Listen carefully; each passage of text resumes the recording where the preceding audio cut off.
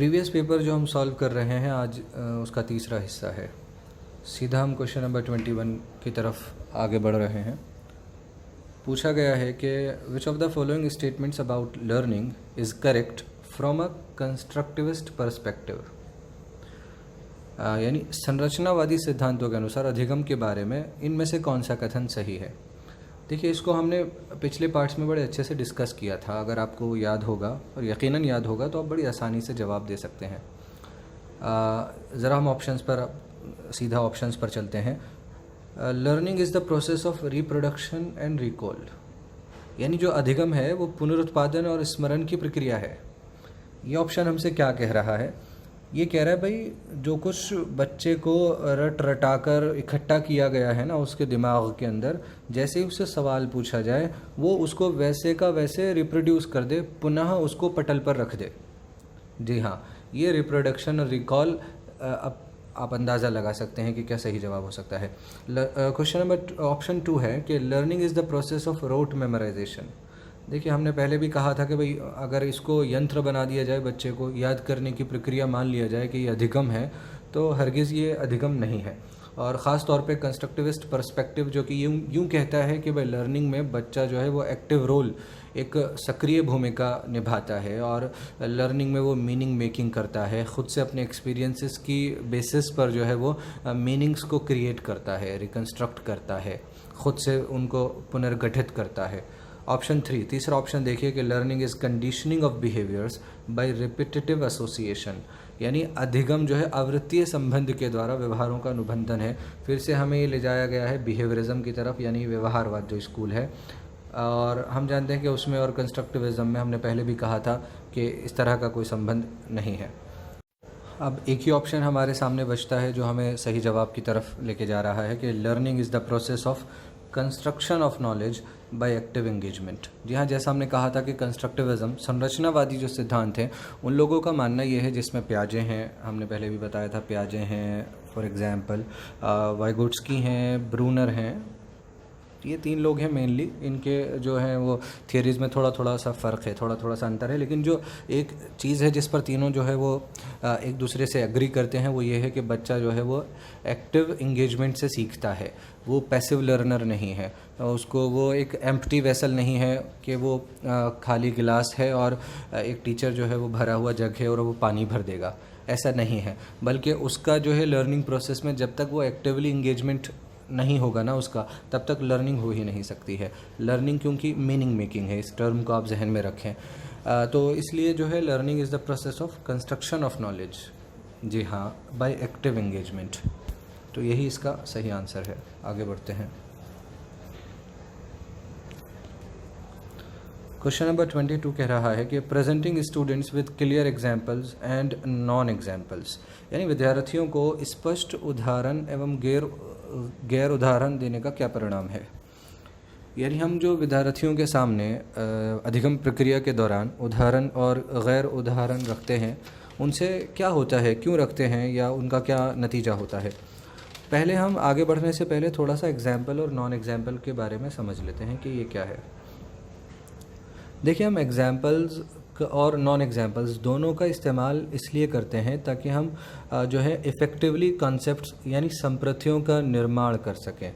और ये दोनों चीज़ें इसमें बच्चे की गहरी समझ पैदा करने में हमारी मदद करती हैं। हमारा जो मकसद है कि बच्चे को कंसेप्चुअल क्लैरिटी हो जाए, वो इस कंसेप्ट को ध्यान से समझ जाए, उसके लिए हम उदाहरण लेकर आते हैं और फिर उस उदाहरण को गैर उदाहरण की मदद से स्पष्ट भी करते हैं ताकि कोई मिसकंसेप्शन ना हो जाए, बच्चा गलत संप्रत्यय ना समझ ले। मैं एक एग्जाम्पल देता हूँ। मान लीजिए हम बहुभुज का, बच्चों को बहुभुज पढ़ा रहे हैं, तो हम पॉलीगन्स के बारे में जब पढ़ाते हैं तो हम एग्जाम्पल देते हैं कि भाई पॉलीगन्स वो होते हैं जिसमें स्ट्रेट साइड होती हैं, जी हाँ, सीधी भुजाएं होती हैं, 2 डायमेंशनल होते हैं, 2 आयाम होते हैं, या क्लोज्ड फिगर्स होती हैं, बंद आकृतियाँ होती हैं। तो जब हम ये बताते हैं तो एग्जाम्पल के ज़रिए से बच्चे के दिमाग में हम उसके साथ उसको पॉलीगन्स की जो है इमेजेस भी दिखाएंगे, तो एक कंसेप्ट की क्लैरिटी होती है, वो क्लासीफाई कर सकेगा, आगे से वो इसको ग्रुप बनाकर देख सकेगा। कंसेप्ट जो है, कंसेप्चुअलाइजेशन इसी को कहते हैं कि चीज़ों को ग्रुप में बांटकर उनकी विशेषताओं को समझना, उन्हें कैरेक्टराइज कर पाना और इसी तरह उनको ग्रुपिंग कर सकना। फिर हम कुछ अच्छे नॉन एग्जाम्पल्स भी हमें चाहिए ताकि हम जो है मिसकंसेप्शन से बचाएं। तो हम उसको क्या करेंगे, हम बच्चों को एक फिगर दिखा सकते हैं जिसमें स्ट्रेट साइड्स ना हो, है ना, या जो 2 डायमेंशनल ना हो। जैसे हमने स्ट्रेट साइड्स जिसमें ना हो, हमने सर्कल दिखा दिया।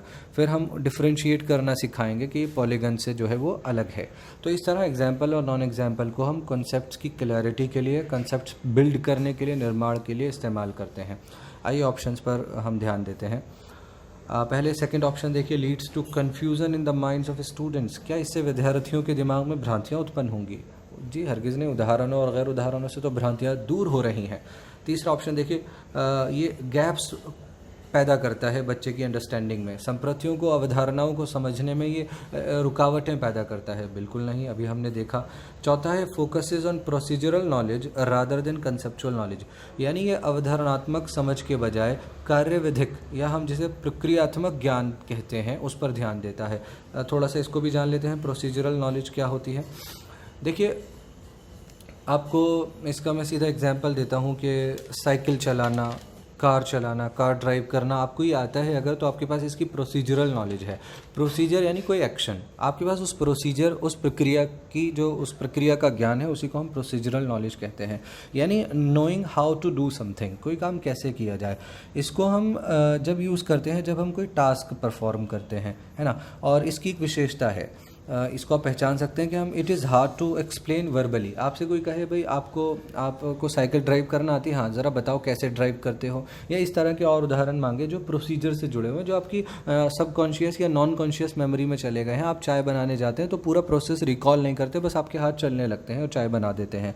तो इसकी जो है ज़रूरत, मान लीजिए आपको ड्राइविंग की पूरी थियोरी आती है, आपको मालूम है गियर सिस्टम मालूम है क्या होता है, कैसे होता है, माइलेज मालूम है, और इस तरह की सारी बातें जो थियरी आपको ज़रूरी है ड्राइविंग के लिए वो सब मालूम है। लेकिन फिर भी आप अगर ड्राइव नहीं कर सकते, आपने कभी ड्राइव नहीं किया, नहीं सीखा, तो हम कहेंगे आपके पास थियोरेटिकल नॉलेज है, प्रोसीजरल नॉलेज नहीं है। तो इसीलिए हमें प्रोसीजरल नॉलेज की भी ज़रूरत होती है। कंसेप्चुअल नॉलेज, जैसा कि मैंने अभी बताया आपको कि ये रोट मेमोराइजेशन से नहीं आती, बल्कि ये रट्टा मारने से नहीं आती, बल्कि एक से ज़्यादा जो चीज़ें होती हैं ना, हम उनमें उन सब चीज़ों की जो विशेषताएं देखते हैं, और फिर विशेषताओं को देखने के बाद हम उन विशेषताओं में एक संबंध, लिंक इस्टेब्लिश करने की कोशिश करते हैं। जी हाँ, लिंक इस्टेब्लिश जो हम करते हैं उसी से कंसेप्ट्स पैदा होते हैं। फॉर एग्जांपल आपके सामने बहुत सारी चीज़ें पड़ी हुई हैं और आपसे कहा गया भाई इनको ज़रा ग्रुप्स में बांटो, तो आपने ग्रुप्स में बांटना शुरू किया, प्लास्टिक की चीज़ें एक तरफ कर दी और इसी तरह स्टील की चीज़ें अलग कर दी, कॉपर की अलग कर दी। तो ये आपने जो किया ना, ये क्लासिफिकेशन, ये आपने जो वर्गीकृत किया चीज़ों को डिफरेंट ग्रुप्स में, ये कंसेप्चुअल नॉलेज की वजह से, क्या कंसेप्चुअल अंडरस्टैंडिंग की वजह से, क्या आपको मालूम था कि हालांकि ये ज्योमेट्री बॉक्स है लेकिन ये प्लास्टिक का है तो प्लास्टिक की कैटेगरी में जाएगा। ये कप है लेकिन अगर ये कप प्लास्टिक का है तो ये प्लास्टिक की कैटेगरी में जाएगा। तो इस तरह जो कैटेगराइज करना, वर्गीकृत करना, ये कंसेप्चुअल क्लैरिटी, कंसेप्चुअल अंडरस्टैंडिंग से आता है। ऑप्शन 1 बचता है, is an effective way to encourage conceptual change, यानी अवधारणात्मक परिवर्तनों को प्रोत्साहित करने के लिए एक प्रभावशाली तरीका।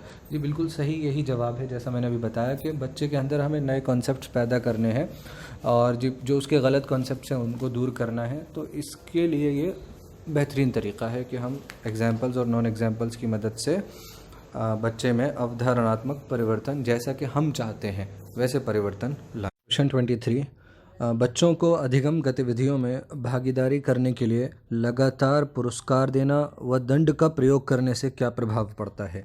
यानी अगर हम कुछ एक्टिविटीज़ कराने के लिए उनको लगातार या तो पनिशमेंट दें या उनको कोई रिवॉर्ड दें कि तुम ये एक्टिविटी करोगे तो तुम्हें ये रिवॉर्ड मिलेगा।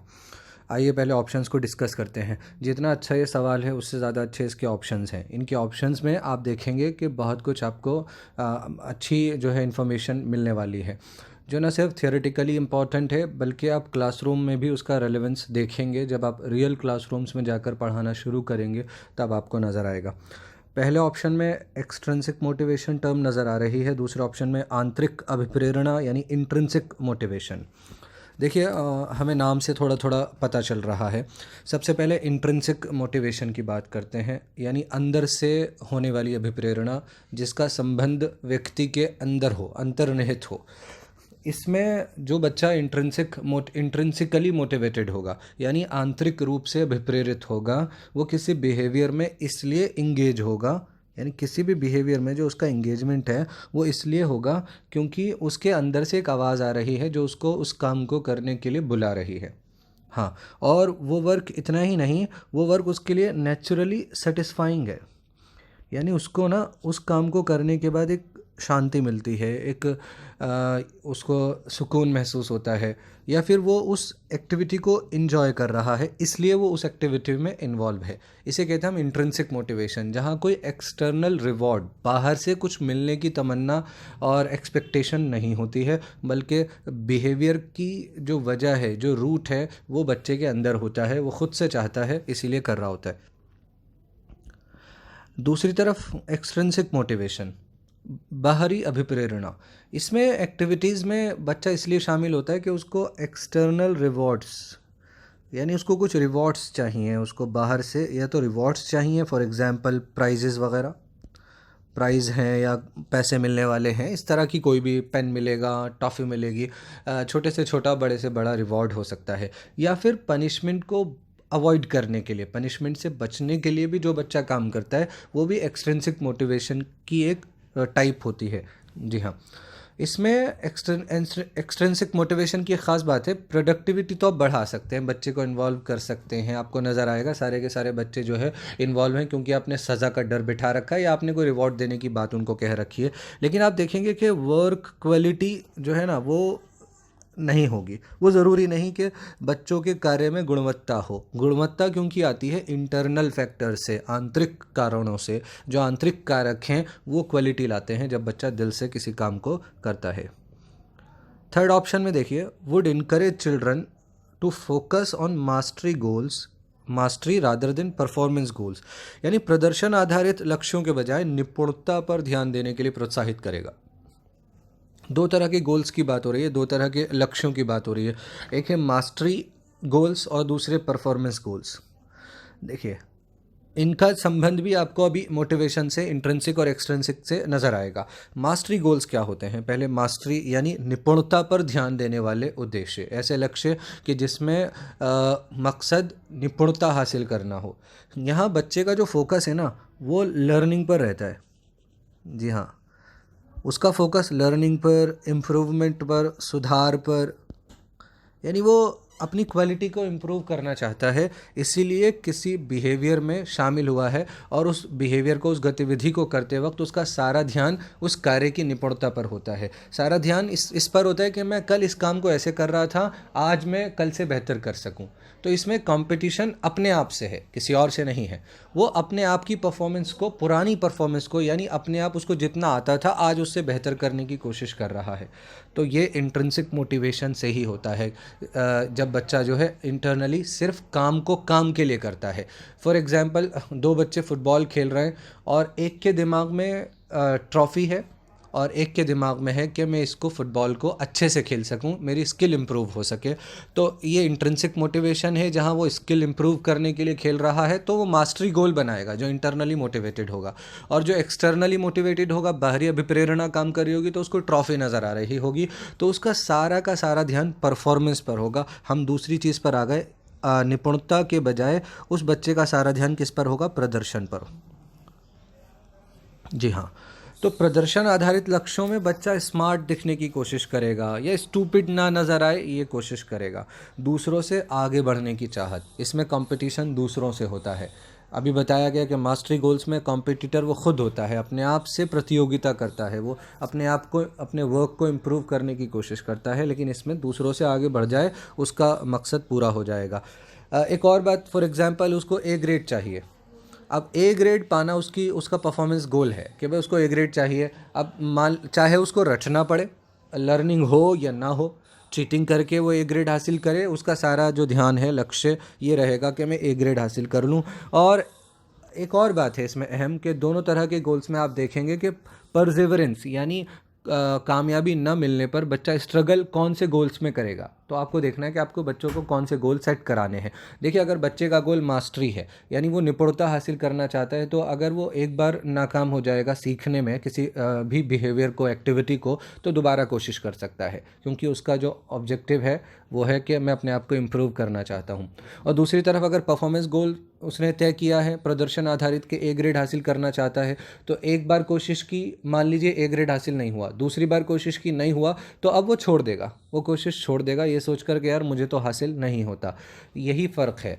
एक और एग्जांपल ले सकते हैं कि एक बच्चा, दो लोग चाय बना रहे हैं, तो जिसने मास्टरी गोल तय किया है उसका मकसद होगा चाय को इम्प्रूव करना, यानी आज वो अच्छी चाय बनाए कल से, कल बनाएगा तो आज और उसका मकसद होगा कि और बेहतर बनाऊं। जबकि परफॉर्मेंस गोल्स में ऐसा नहीं होगा, उसका मकसद होगा जल्दी चाय बना लूँ, मैं पहले बना लूँ। इस तरह के गोल्स जो होते हैं वो परफॉर्मेंस गोल्स होते हैं कि मैं पहले बना लूँ, अब वो चाहे ख़राब बने कैसे भी बने उसको इससे मतलब नहीं। अब चौथा ऑप्शन, अब आप ऑप्शन सारे पढ़ेंगे तो आपको जवाब मिल जाएगा। पहला ऑप्शन है कि डिक्रीजेज एक्सट्रिंसिक मोटिवेशन, यानी ये जो काम कर रहे हैं हम, भागीदारी करने के लिए लगातार पुरस्कार दे रहे हैं या दंड का प्रयोग कर रहे हैं, तो यहाँ तो ऑलरेडी हम एक्सट्रिंसिक मोटिवेशन, बाहरी अभिप्रेरणा दे रहे हैं, कम कहाँ हो रही है। दूसरा है इंक्रीजेज इंट्रिंसिक मोटिवेशन, हरगिज़ नहीं, इंट्रिंसिक मोटिवेशन तो है ही नहीं इसमें, पुरस्कार और दंड तो इंट्रिंसिक मोटिवेशन से इसका संबंध नहीं है। तीसरा ऑप्शन वुड इनकरेज चिल्ड्रन, बच्चों को ये प्रोत्साहित करेगा कि वो मास्टरी गोल्स पर फोकस करें बजाय परफॉर्मेंस गोल्स के। बिल्कुल नहीं, मास्टरी गोल्स पे हमने बताया कि फोकस बच्चा तब करता है जब वो अंदर से इंटरनली मोटिवेटेड होता है या उसका मकसद होता है लर्निंग इम्प्रूवमेंट, पहले से बेटर करना। तो ये तो बिल्कुल ऐसा नहीं करेगा, ये दंड देना या पुरस्कार देना। चौथा ऑप्शन देखिए, decreases children's natural interest and curiosity involved in learning. जी हाँ, यही इसका सही जवाब है कि अधिगम में जो बच्चों की स्वाभाविक अभिरुचि है या जिज्ञासा है वो कम करेगा। जब आप बाहरी मोटिव उसको बार बार सज़ा दें, उसको सज़ा का डर दिखाएं या कुछ रिवॉर्ड्स दें, तो जो काम में उसकी दिलचस्पी है ना नेचुरल, वो कम होगी और उसकी क्यूरियोसिटी, सीखने के लिए उसमें अभिरुचि या जिज्ञासा कम होती चली जाएगी। यहाँ एक चीज़ और बता देते हैं, एक चीज़ होती है ओवर जस्टिफिकेशन इफ़ेक्ट। जी हाँ, ओवर जस्टिफिकेशन, ये एक एक्स्ट्रा पॉइंट हम इसी से रिलेटेड है इसलिए देख रहे हैं। इसका क्या मतलब है कि एक बच्चा किसी कार्य को करने के लिए पहले से इंटरनली मोटिवेटेड है, आंतरिक रूप से अभिप्रेरित है। अब अगर आप उसी क्रियाकलाप के लिए, उसी बिहेवियर के लिए आप उसको एक्सटर्नल प्रोत्साहन देंगे, बाहरी अभिप्रेरणा देंगे, रिवॉर्ड्स देंगे, तो क्या होगा, इससे ओवर जस्टिफिकेशन होगा। जिस काम को वो ऑलरेडी कर रहा है वो उसके लिए ऑलरेडी जस्टिफाइड है, अगर आप उसको एक्सटर्नल रिवॉर्ड्स देंगे तो ये ओवर जस्टिफिकेशन इफेक्ट पैदा होगा, ये प्रभाव पैदा होगा और इंट्रिंसिक मोटिवेशन कम होगा। ये है इस प्रभाव में कि आंतरिक अभिप्रेरणा कम होगी अगर ऑलरेडी जिस चीज़ के लिए वो आंतरिक रूप से अभिप्रेरित है आपको एक्सटर्नल रिवॉर्ड उसको देंगे। आगे बढ़ते हैं। Question 24, which of the following practices promote meaningful learning. ये आप ऑप्शन पढ़कर आसानी से कर सकते हैं। पहला ऑप्शन आप देख रहे हैं शारीरिक दंड, कैसे, हरगिज़ नहीं हो सकता। दूसरा ऑप्शन देखिए कोऑपरेटिव लर्निंग एनवायरनमेंट, यानी सहयोगात्मक अधिगम पर्यावरण। तीसरा है सतत एवं समग्र मूल्यांकन और चौथा है कांस्टेंट कंपैरेटिव एवेल्युएशन। देखिए तुलनात्मक मूल्यांकन जो है वो उससे मीनिंगफुल लर्निंग के प्रमोशन का संबंध नहीं है।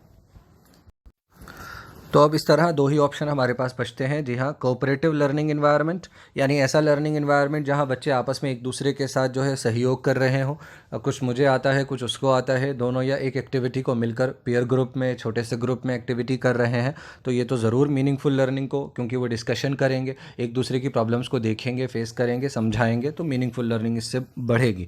सार्थक अधिगम जो है उसको बढ़ावा देगा। दूसरा है कॉन्टिन्यूस एंड कॉम्प्रिहेंसिव इवैल्यूएशन, ये भी बढ़ावा देगा, क्योंकि आप जानते हैं कॉन्टिन्यूस इवैल्यूएशन का एक थ्रू आउट द ईयर होता है। पहली बात तो पूरे साल चलता है, सतह निरंतर का मतलब ही यह है, और निरंतर चलने की वजह से हम बार बार ऐसे असेसमेंट करते हैं जिसमें हम बच्चों की खामियों को देखते हैं, कहाँ कहाँ उनको परेशानियाँ आ रही हैं, तो इससे हम इम्प्रूवमेंट करने की कोशिश करते हैं। टीचर अपनी टीचिंग प्रैक्टिसेस पर भी रिफ्लेक्शन करता है, वो भी देखता है कि वो जो कुछ पढ़ा रहा है कक्षा में वो किस हद तक कामयाब हो रहा है, उसका कितना नतीजा आ रहा है, बच्चों को कितना कुछ समझ में आ रहा है। आप जानते हैं फॉर्मेटिव असेसमेंट इसीलिए होता है। और इसके अलावा और बहुत सारे रिकॉर्ड्स हैं जो कॉम्प्रिहेंसिव इवैल्यूएशन के तहत हम बहुत सारे असेसमेंट्स हैं जो करते हैं। कॉम्प्रिहेंसिव व्यापक, समग्र का मतलब कि स्कॉलस्टिक के साथ साथ स्कॉलस्टिक एस्पेक्ट्स भी इसमें शामिल हो जाते हैं, दोनों तरह के। कोई बच्चा स्पोर्ट्स में बहुत अच्छा है, कोई बच्चा डिबेट में बहुत अच्छा पार्टिसिपेट कर सकता है, एक्टिंग बहुत अच्छी कर सकता है, इन सारी बातों को हम इंक्लूड करते हैं और इस तरह से इवैल्यूएशन करते हैं, तो ये बिल्कुल मीनिंगफुल लर्निंग को बढ़ावा देता है। तो इसका सही जवाब आप देखेंगे option 2।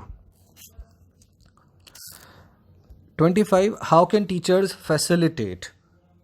Understanding of complex concepts in children, यानी जो जटिल अवधारणाएं होती हैं उनको बड़ी परेशानी आती है कि जटिल अवधारणाओं को कैसे समझाएं बच्चों को। यानी कुछ ऐसी अवधारणाएं होती हैं कि जिसमें 2-3 चीज़ें, ज़्यादा चीज़ें इन्वॉल्व होती हैं, तो बड़ा मुश्किल सा लगता है हमें उन्हें समझाना, इसीलिए ये सवाल ऐसा बनाया भी गया है। ऑप्शन 1 है बाय डिलीवरिंग अ लेक्चर, एक व्याख्यान देकर। देखिए व्याख्यान से तो बहुत सारे ऐसे कॉन्सेप्ट हैं जो आसान होते हैं, लेकिन सिर्फ व्याख्यान देंगे, लेक्चर देंगे तो वो समझ में नहीं आएंगे, तो ये ऑप्शन तो बिल्कुल गलत है। बाय ऑर्गेनाइजिंग कॉम्पिटिटिव इवेंट्स, प्रतियोगात्मक अवसर अगर आप दिए जाएं, प्रतियोगितात्मक अवसरों की व्यवस्था करके। देखिए जब तक अगर जटिल अवधारणाएं समझ में आई ही नहीं है तो आप उसकी प्रतियोगिता कैसे करा सकते हैं, आप कॉम्पिटिटिव इवेंट्स कैसे ऑर्गेनाइज कर सकते हैं, तो इससे जाहिर है उसमें फ़ायदा मिलने वाला नहीं है।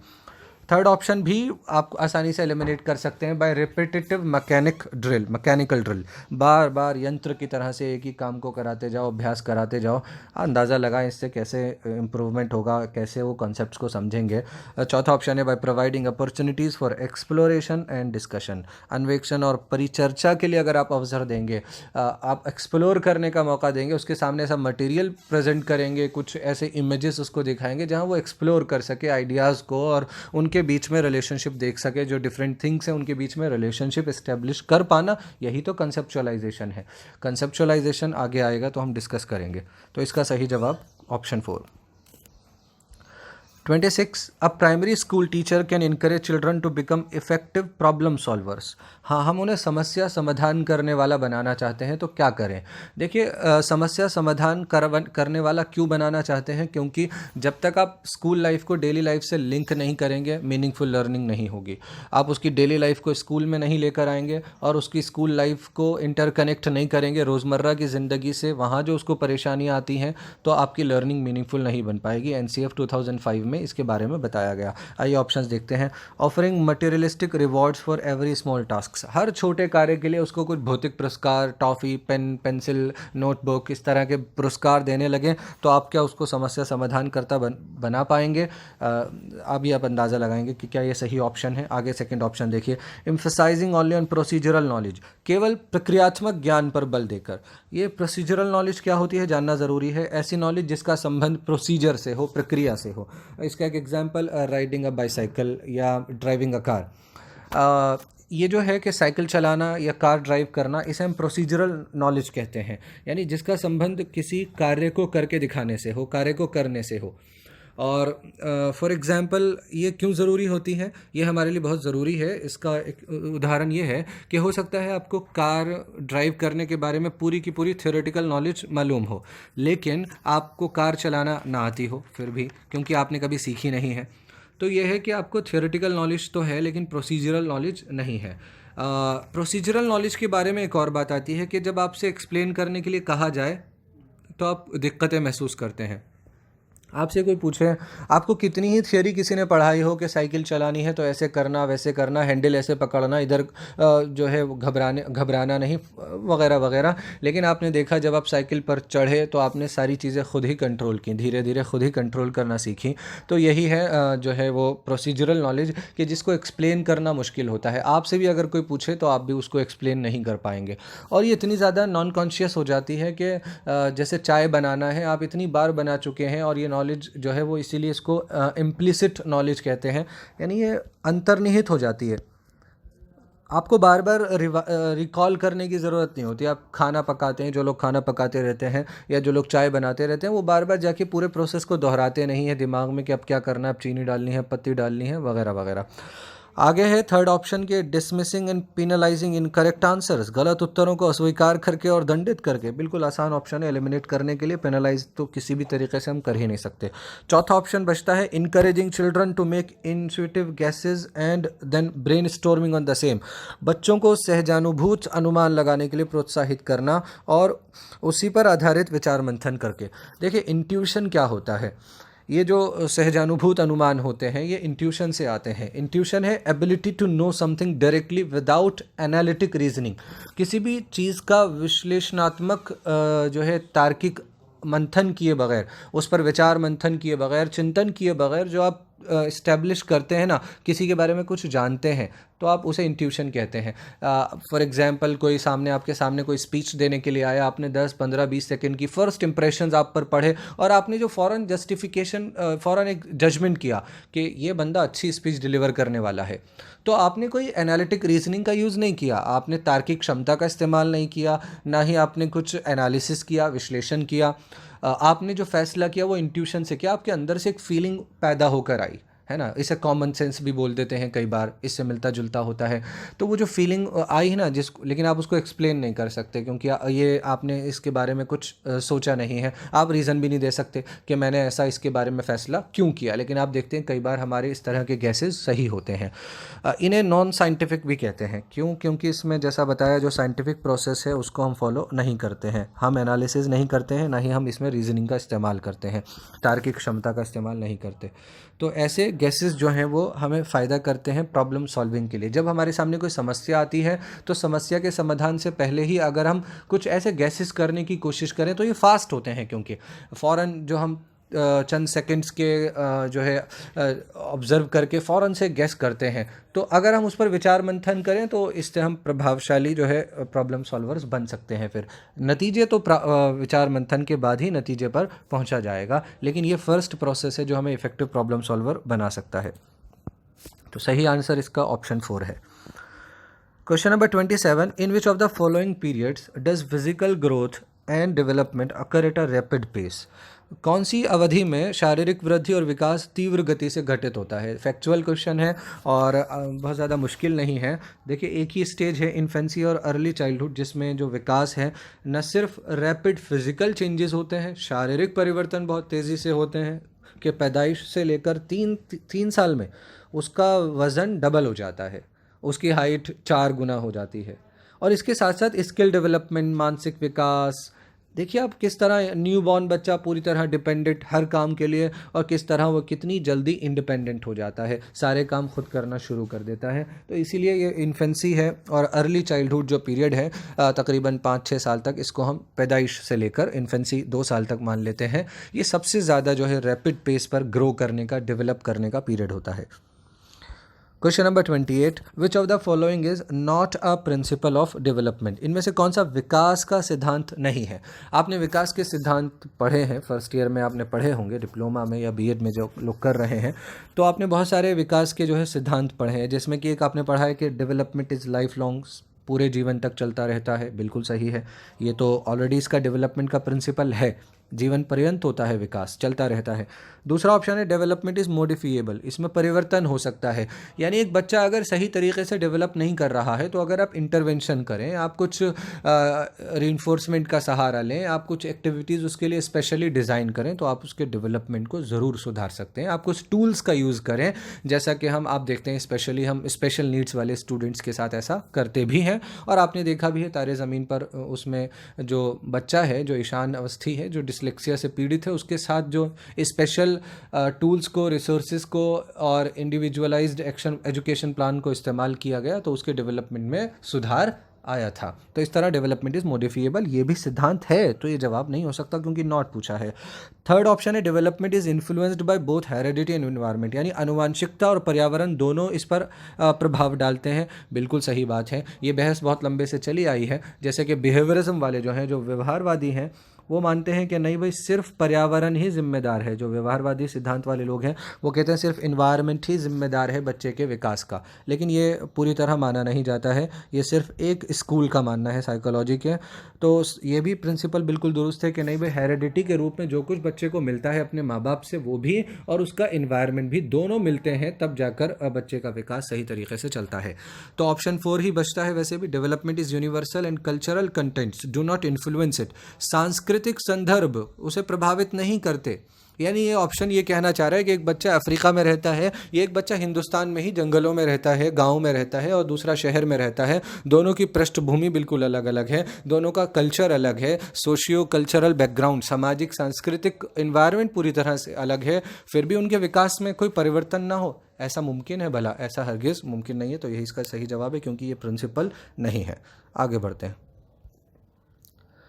Question number 29, the primary cause of individual variations, यानी जो व्यक्तिक विभिन्नताएं होती हैं बच्चों के अंदर, लोगों के अंदर, हर व्यक्ति जो है दूसरों से काफ़ी हद तक अलग होता है। ये सवाल हमें जो हमने पिछले सवाल में डिस्कशन किया वहाँ से लिंक हो रहा है। देखिए, बच्चे को ना पहले बता दूं कि जेनेटिक कोड होता है एक चीज़, या हम कहें जेनेटिक मटेरियल यानी जीन्स के तौर पर, यानी आनुवांशिक संकेत जो कुछ बच्चे को पैदाइश के वक्त अपने माँ बाप से मिलते हैं। इंडिविजुअल वेरिएशंस, हर बच्चे को अपने माँ बाप से अलग अलग संपत्ति आनुवांशिक संकेत के रूप में मिलती है, आनुवांशिक मटेरियल के रूप में, सामग्री के रूप में हर बच्चे को अलग अलग मिलती है। तो आप अंदाज़ा लगाएं कि क्या इससे वेरिएशन आएगा? बिल्कुल आएगा। लेकिन क्या यही ऑप्शन इन चारों ऑप्शंस में से सबसे ज़्यादा अप्रोप्रिएट है? क्या इन चारों ऑप्शंस में और कोई ऐसी चीज़ नहीं है इसके अलावा कि जिसका भी जो है इंडिविजुअल वेरिएशंस पर, जो व्यक्तिक विभिन्नताएं हैं उस पर उसकी वजह बनता हो? जो ऑप्शन 2 देखिए, जन्मजात विशेषताएं, यानी पैदाइश के वक्त बच्चा जो कुछ विशेषताएं लेकर पैदा होता है, क्या सिर्फ वो इंडिविजुअल वेरिएशंस का एक कारण है? ऑप्शन 3 देखिए, द इन्वायरमेंटल इन्फ्लुएंसेस, पर्यावरणीय प्रभाव।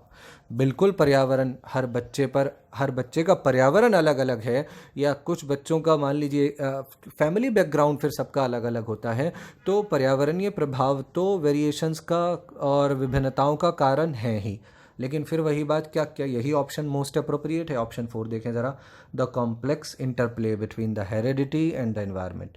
जी हाँ, आनुवांशिकता को भी शामिल कर लिया गया, पर्यावरण को भी शामिल कर लिया गया, आनुवांशिक सामग्री भी बच्चों को अलग अलग मिली, ये भी कारण था व्यक्तिक विभिन्नताओं का, और फिर पर्यावरण भी अलग अलग मिला, फिर फैमिली बैकग्राउंड भी अलग अलग मिला, सपोर्ट सबको अलग अलग मिला, तो इसी से जो है वो इंडिविजुअल वेरिएशंस आती हैं।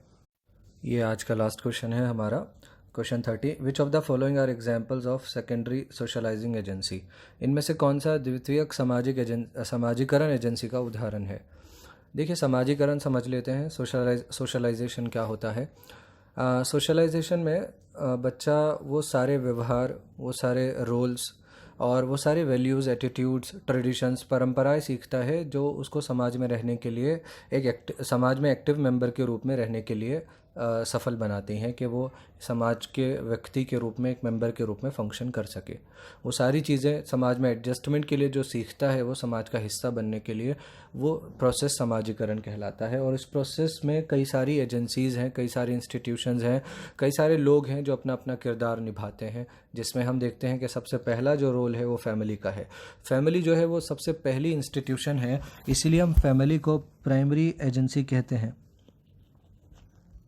यानी ये सोशलाइजेशन की सबसे पहली एजेंसी है जहाँ पर बच्चे का सोशलाइजेशन शुरू होता है।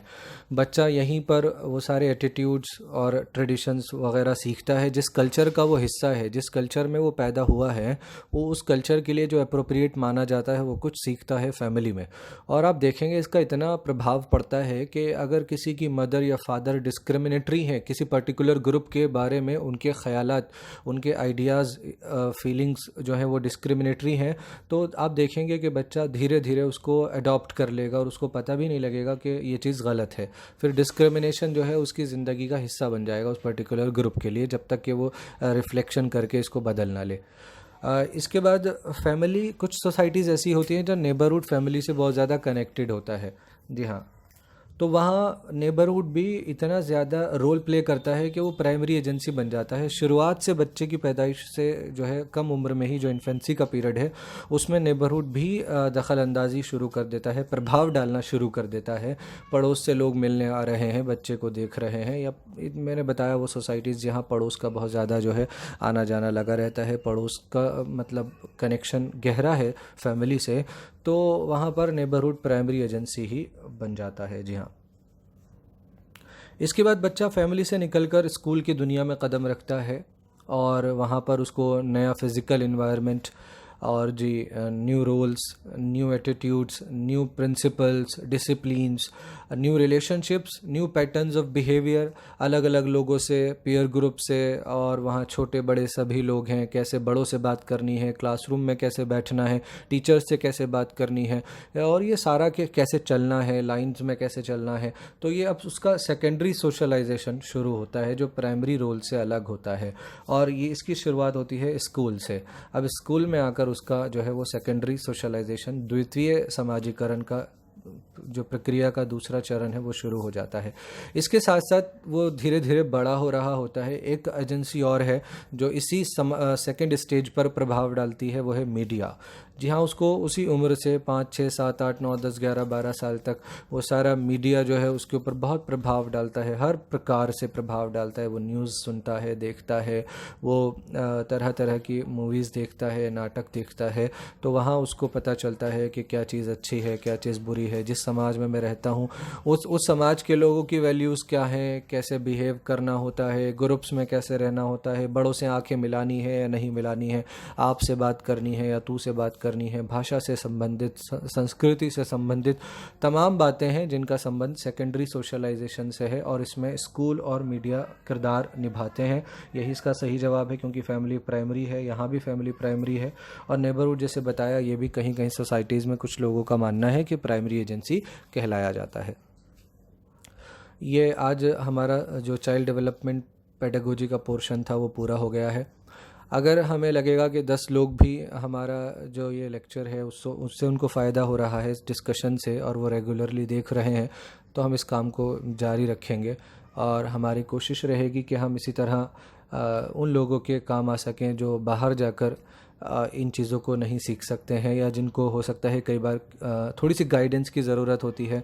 और कैपेबिलिटीज़ जो हैं वो सब में हैं, सब के सब इस काबिल हैं कि ख़ुद से पढ़कर समझ सकें, तैयारी कर सकें। लेकिन ये हल्की फुल्की एक स्कैफोल्डिंग, इसको आप समझ लें कि एक टेम्पररी सपोर्ट है, असल काम आप ही को करना है। और पूरी उम्मीद है कि आप बहुत ज़्यादा मेहनत करेंगे, और जो भी आपने टारगेट्स रखे हैं आप उसको बड़ी आसानी से और बड़ी सक्षमता के साथ, मास्टरी गोल्स आप तय करें कि मुझे लर्निंग करनी है, इम्प्रूवमेंट करना है। परफॉर्मेंस आप देखेंगे अपने आप सुधरती चली जाएगी। Thank you.